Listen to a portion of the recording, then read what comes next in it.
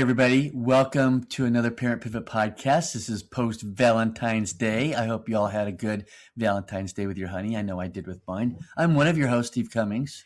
And I'm Julia Cummings. And as I mentioned, Valentine's Day, sweeties. So we celebrated the 40th anniversary of not only our first date, but our first kiss. Yes. Yes. And do you remember what we did?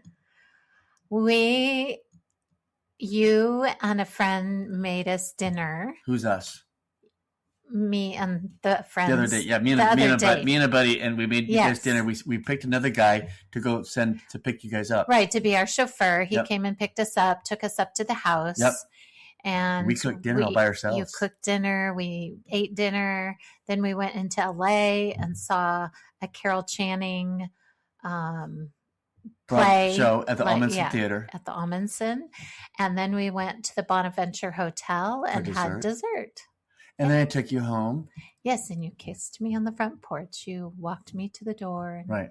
And the rest is history. The rest is history. And our kids love to hear that because right now, generation 3 and 4 are living in that house because it's your parents' original home that they bought in 1959 for like what, $25,000? Something like that. And now it's worth how much? Way too much. Way too much. It's Orange County. It's anyway, ridiculous. We're off a little bit, but we're coming out of the Valentine's weekend and just reminiscing on that. Yeah. And things. And that was kind of fun. I wanted to point something out. So last week we did a re-air because we were traveling. Yep. And last time we recorded, you started fumbling over your words because you were trying to stop yourself from saying that we were going to California. Oh, yeah, you're right. Oh, you gave me the big eyes and like going, no, you can't say that. Oh, so you want to tell that story? So, yeah, just this is just an insight into our life. We got to start off somewhere. Our youngest son turned 30 on February 5th, and it was our intention to go out and surprise him. Notice how she said intention. Yes, and Jackson is one of those people that is impossible to surprise. Even if he's not meaning to find out, somehow he does that something's happening. And so it happened more than once this birthday. It happened with a gift. And then it happened with him looking at Find Friends and seeing we were in Orange County and texting us the night before. Hey, you're in Southern California? Wait, Mom is too? Oh, wait. And then he goes, oh, whoops. Sorry. Right. And as I told him, we didn't want to bring shame on him. These things happen, but it's like. It was fun. Yeah. I said, you know what? It's more of a better family memory that we have this funny story to tell than if we had executed it well. Yes. So it's like, it's fun. But anyway. And we got to see 4 of our grandchildren there. And that was very fun. And see a couple friends and all of that. So it was a good week away. So listening family, that gets you all caught up with Steve and Julie, like going, get to that. What do we talk about today? So what? So one of the things that, I mean, it always leads to other things, right? But, we've had a lot of conversations with other friends that have become grandparents. Yeah, even on our trip. Yeah. I mean, and we're all kind of in this boat. And even for those of you who listen, who have an 18, 20-year-old who don't have kids, this is something to learn and to tuck away for the future.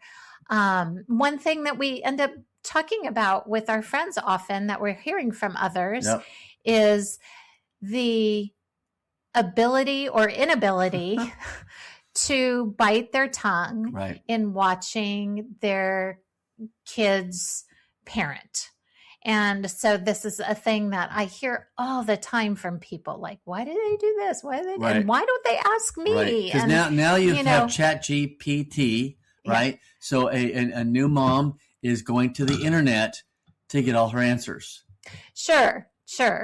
And there is a trend that our generation did not do, which is called gentle parenting. Okay. And that is not something our generation really appreciates. So when they see the gentle parenting going on, inside they're screaming. They're going, what the heck? You mean our generation is? Yes. Yeah. We as grandparents are going, what the heck? And this isn't a reflection on my kids. So I'm not talking about my children. I'm talking about conversations I've had with many others. Yep.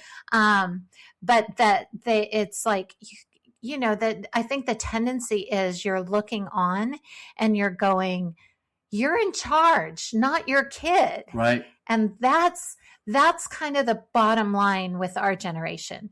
And if you think back to our generation in Christian circles, what was really big when we were raising kids. Yes, I know where you're going. Growing kids God's way. Growing kids God's way, which is very... Which I don't agree with that either. Right. It was too extreme. It was all about control. And there were a lot of things we saw go on. Let's pause right there because we can bring up something that happened 30 years ago. Sure. I remember we were in the at our church. Yeah, in a young marrieds class. Right. And somebody, their baby was crying and she was... right. We were having... Tell that story. You know where I'm going? Yes. I was in a women's Bible study that met at the church, like in the choir room. Right.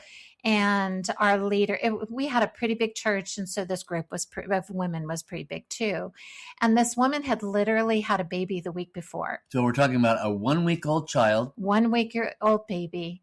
And that infant, who of course is just fresh out of the womb and needing connection with mom. And again, and just to be fair, our generation didn't have all the information that we have now about attachment. And so growing kids God's way, I would say, was anti-attachment. But this mom... It was on the other side. The pendulum was all the way over on control. It was all control. And so this mom, the infant started fussing.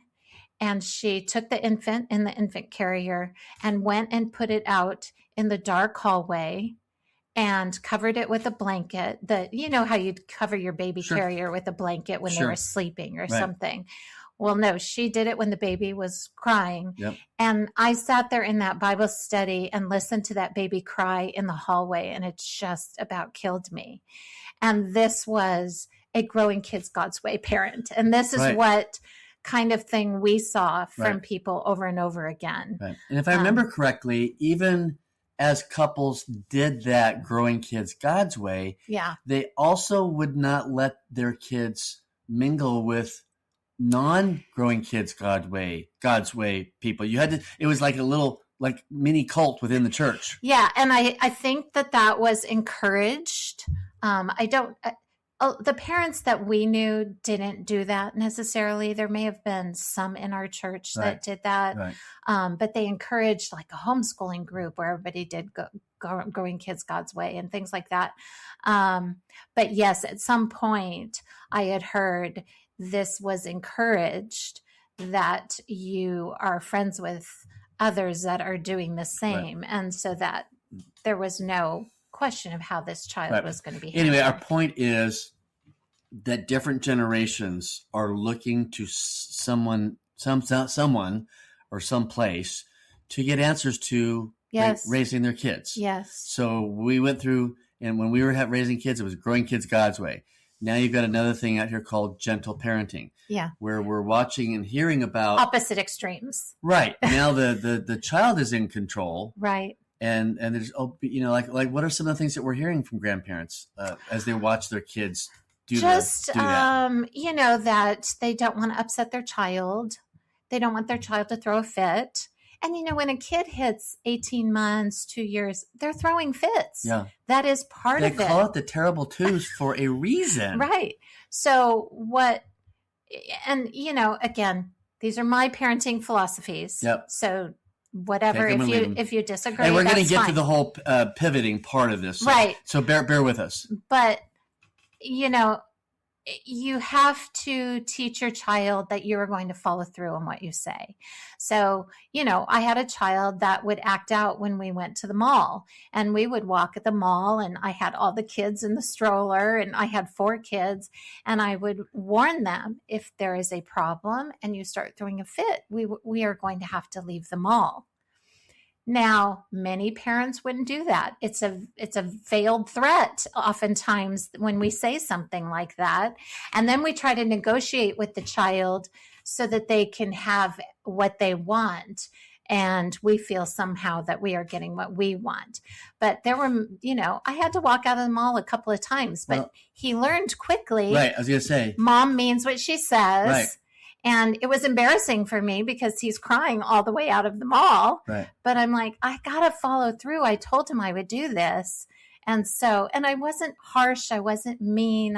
None of those things. It's like making a decision. If you're not going to behave, we're going to leave the mall. Right. So if you keep not behaving, right, we're leaving the mall. Now, you only have to do that probably once, maybe twice. And he was old enough to know what behaving meant. Right. That, I know what is expected of me. Right. What's kind of funny is I just had a back, what do you call it?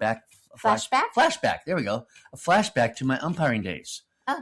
Yeah. Because, if a manager came out and was barking at me because of the strike zone, he didn't like it, I'd listen to him, but then I would give him a choice. You know what? If you want to keep doing that, you will leave me no alternative but to eject you from this game. Right. So you can shut up and go back to the dugout and stay in the game, or you can keep barking at me and go sit in the stands or somewhere in the other parking lot. Yeah. Again, you're giving the person a choice. Right. And you're giving them consequences. Right. So now, fast forward. So I want to flip the script here. Okay. Because I have just presented as a parent how we might have raised our children. Correct.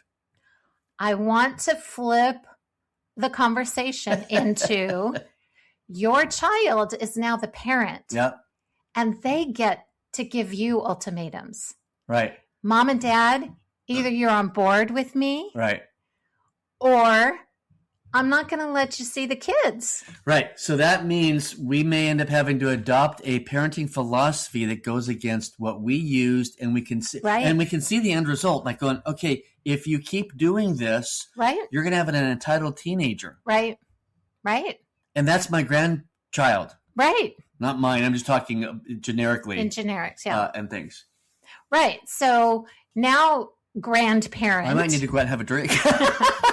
So now grandparent, you have a choice. Just kidding. Either you're on board with your child's parenting skills or you're not. And how they have decided as a couple how they are going to parent. Yeah.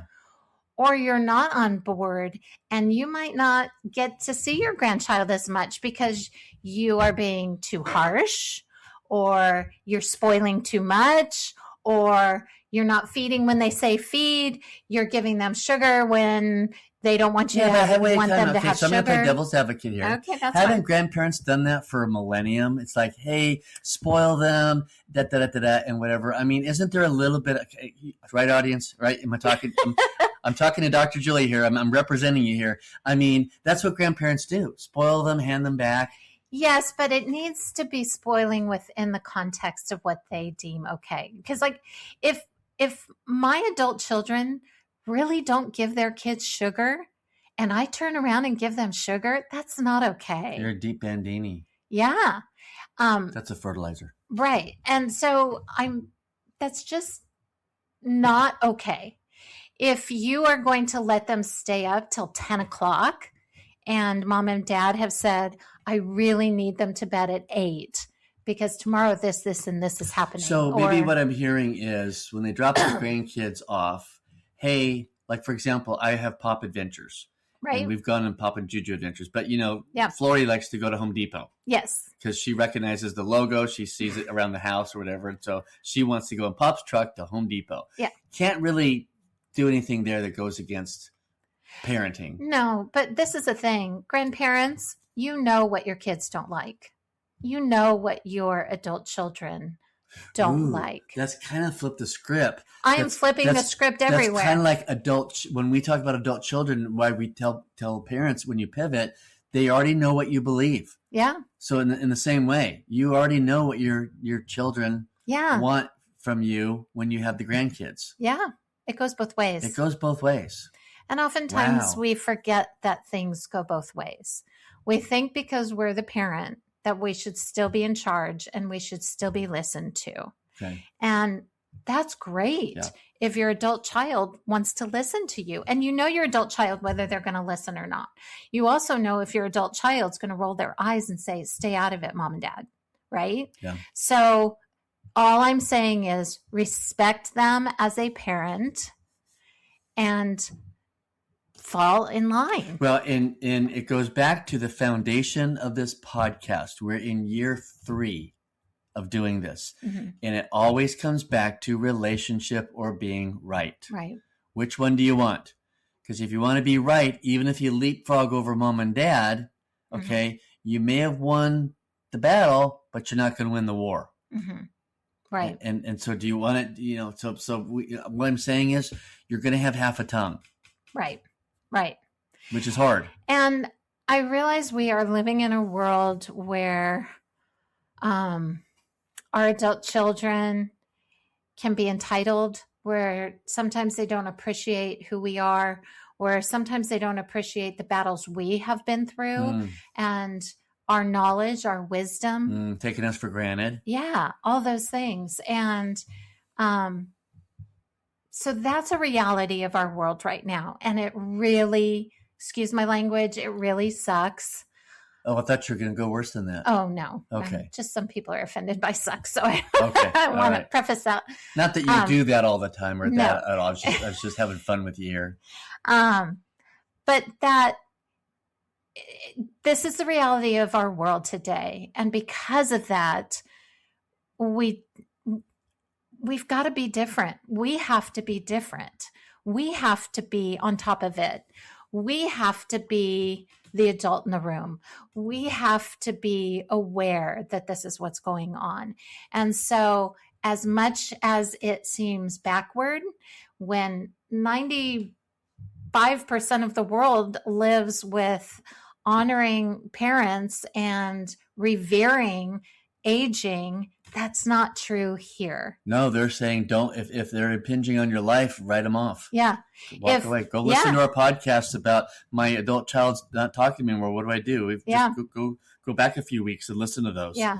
And I ran across on Instagram today. I've seen it before, and I gotta pay attention the next time what the handle is, because I would love to give you guys this information. But it's a younger woman who's talking about this stuff and how this generation does this and how they don't appreciate their parents, but it's because of their parents that they are where they are. They're standing on the shoulders of their parents, but they haven't acknowledged that and they don't listen to it. And it's really great, the things that I see her say, and I really need to pay attention. But part of the problem in that is, even as I say that, and let's say I point you in that direction, I can imagine that there is a world of parents out there, like, have adult children who would be going, yeah, I want to give this to my adult child. Right. I want them to watch this. They need to hear this. And the same thing happens and that's in church not what on we Sundays. need to do. Same thing happens in church on Sundays. Oh, this is a message for so-and-so. It's not for me. They need to hear this. I need to send it to them. Yeah. And it's like we can't play God in people's lives. Right. Right. All right. I have another one for you, Dr. Julia, because I think this came up not on our trip, but I've heard that from folks. What do you do when your adult children? So you've got, and you've got let's say you've got a daughter and a son-in-law, or you've got a son and a daughter-in-law, whichever. Okay. And they are disagreeing on something with their child. Maybe it's diet. Or it could be, there's a whole new thing about sleep training. Mm-hmm. Some want to do sleep training, some don't. So now those two, as parents of the adult children, now you're watching your kids in their marriage kind of have a little bit of friction. Mm. What do you do in that situation, especially if one of them is coming to you? Well, I can only come at this from a believer standpoint. And my belief is, when you can't agree, and this is true in marriage in general, when you can't agree on something, you need to seek the Lord. The answers are there. God does not want you in disagreement, right? It can bring resentment in a marriage, right? And cause some friction, right. And they're not on the same page in their parenting. And right. Meanwhile, here we are as parents or the grandparents or whatever, right. Watching this go on, and we feel helpless, right? And what I would say is you've got to point them to the cross. And what I have told tons of people in marriage counseling or whatever, you've got to meet at the foot of the cross. You've got to seek the Lord together. You have got to realize, hey, our problem is that thing over there. It's not each other. How are we going to fix that problem? Right. And you've got to seek the Lord as to what he would like you to do, what is best for your child. Right. Part of the problem is, gosh, I'm glad I'm not raising kids with the internet, because I did not have the internet. No, we didn't. We talked to friends, and that was a very small circle. And you would say, hey, what'd you do about this? What diapers did you use? How did you discipline? How did you get your child to sleep? Potty training, sleeping. All of those things. And now the vast information that is out there and all the different voices that are saying different things. Right. How do you know who to believe and who's whatever? Exactly. Right. And so that's where I say, you know what? God knows what is best for your child. So as a pivoting partner, mm-hmm. I've got that situation going on. What's my role? Your role is not to get in the middle of it and to point them to the Lord. And if that's not working, maybe point them to some counseling, but it's got to be someone that they really trust. I think that's really important. I'm coming at this from a grandparenting situation or a parenting situation where you're watching your adult children, their marriages not get along. And that can be over many different things. But it is not your job to get in the middle. It is not your job to side with your child in a marriage. It is the marriage that matters, not your relationship with the child at this point. So you need to be pointing them in the direction of things that will help their marriage. Gotcha. This is not about your opinions. You keep your opinions. That doesn't sound easy to do. It isn't, but at the same time, it is easy.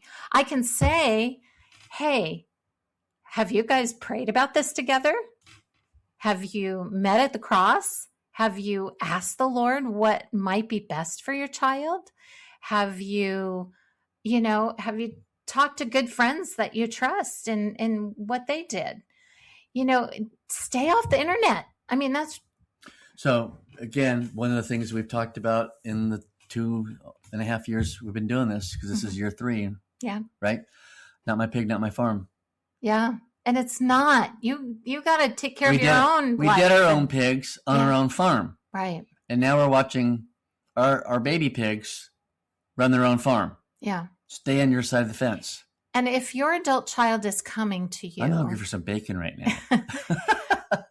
If your adult child is coming to you and asking you questions, that's a great thing, right? Absolutely. Because we've been saying, hey, you want that. Right. But now they're coming to you with this dilemma that they're having with their spouse. Right.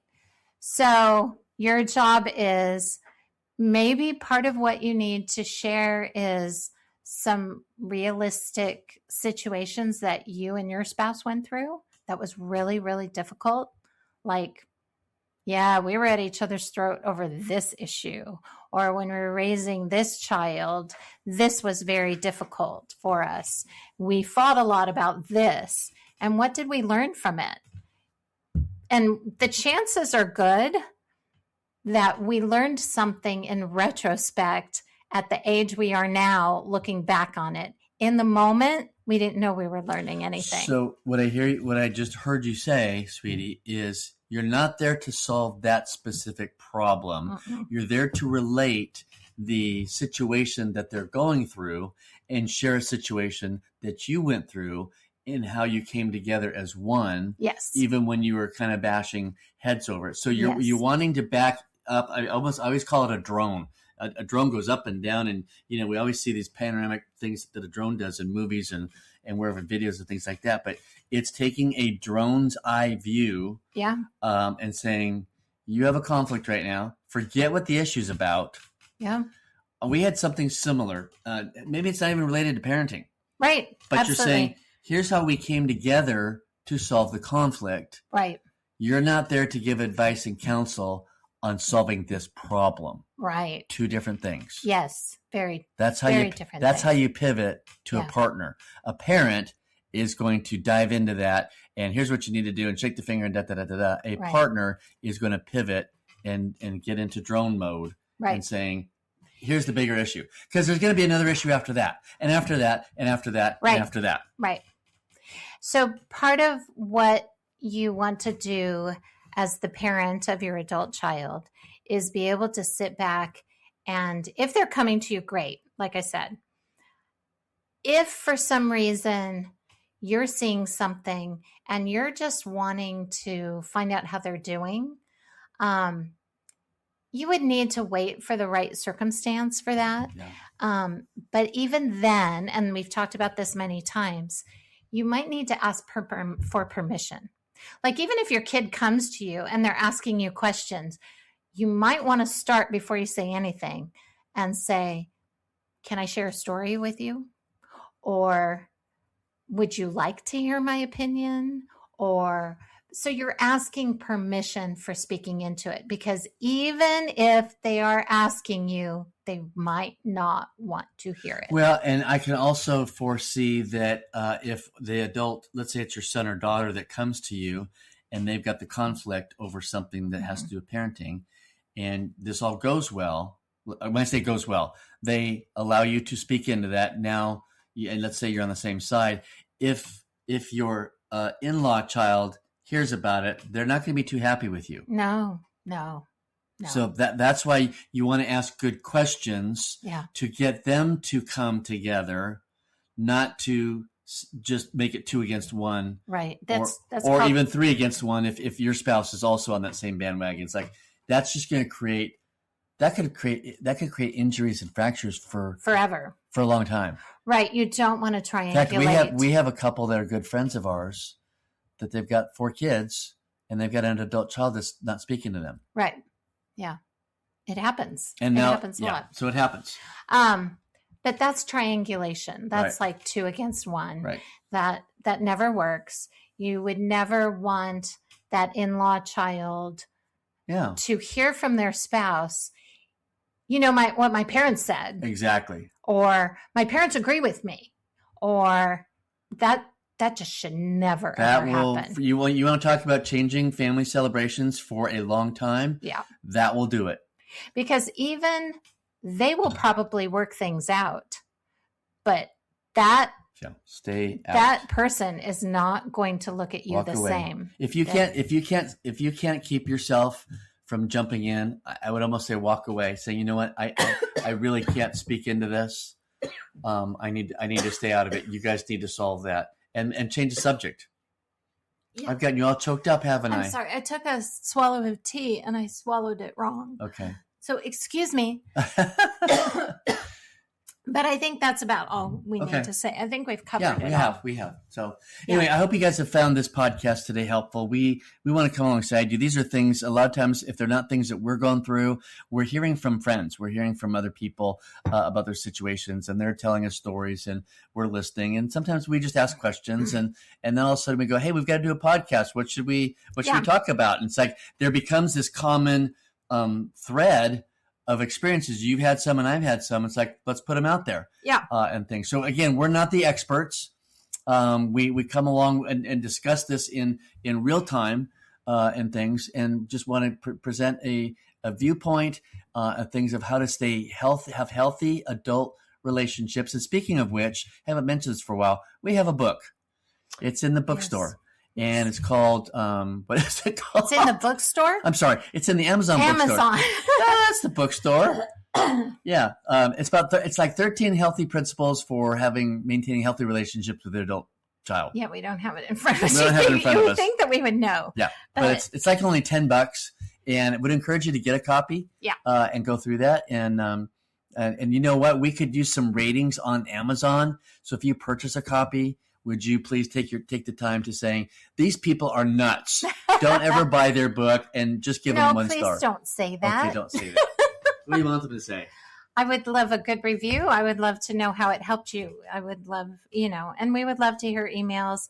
And please share our podcast so that the audience can grow, because a lot of people need to hear these things. Yep. The other thing is we do have a speaking engagement. I was just getting ready to go there. The speaking engagement that got canceled last month. We had a snowstorm come in because of the ice storm that came. We get very scared here in Atlanta when the white stuff comes down. I know all of you in places where it snows go, what is the matter with those people? So that is this Saturday at the Bridge Church in Lawrenceville, Georgia. So if you're around, it's from 2 to 4. So if you're around, we'd love to see you. Yep. Yeah. Send us an email. We're at parentpivotpodcast@gmail.com. We're on all the social media platforms. Same thing. Look for us on Parent Pivot Podcast. Like us, rate us, comment on us. Tell us what you like, what's going on. If you've got a specific story, we'd love to hear it. Yes. And if you are looking for some help, I'm sitting across the table from a therapist who gets quite a few clients from the podcast. So we'll put that information in the show notes as well. Mm-hmm. And other than that, do we have anything else to share with our listening family? Nope. We don't. So you know what, y'all? Thank you for listening to us. Thank you for obliging us with our stories that we shared at the beginning of the podcast. And make sure you come back next Tuesday when we post new content for another edition of the Parent Pivot Podcast. Bye.